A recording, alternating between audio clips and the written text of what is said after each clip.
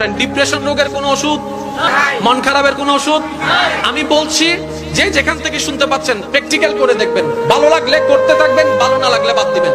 আমি প্র্যাকটিক্যাল করেছি সেটা আপনাদেরকে বলছি। যখন আপনি দেখবেন আপনার মনে বেশি পাথর জমে আছে, আপনার দুঃখ কষ্ট বুঝার মতো কেউ নাই, আপনার চোখের পানির মূল্যায়ন দেওয়ার মতো কেউ নাই, আপনার দুঃখ কেউ বুঝছে না, আপনার কষ্ট কেউ বুঝতেছে না, আপনার আশে নেই পাশে নাই নাই নাই কেউ নাই, আপনি যখন খুব একা মনে হবে, আপনার দুনিয়ার কষ্ট যখন আপনাকে চেপে ধরবে, আপনি কিচ্ছু করবেন না, শুধু একটা কাজ করবেন, যাই নামাজটা পিছিয়ে ডাইরেক্ট সিজদায় চলে যান, ডাইরেক্ট সিজদায় চলে যান, কপালটাকে ঝুঁকাই দেন, নাকটাকে ঝুঁকাই দেন, হাতটাকে ঝুঁকাই দেন, নিজের অস্তিত্ব বিলীন করে দেন, চোখটা বন্ধ করে সিজদার মধ্যে চলে যান।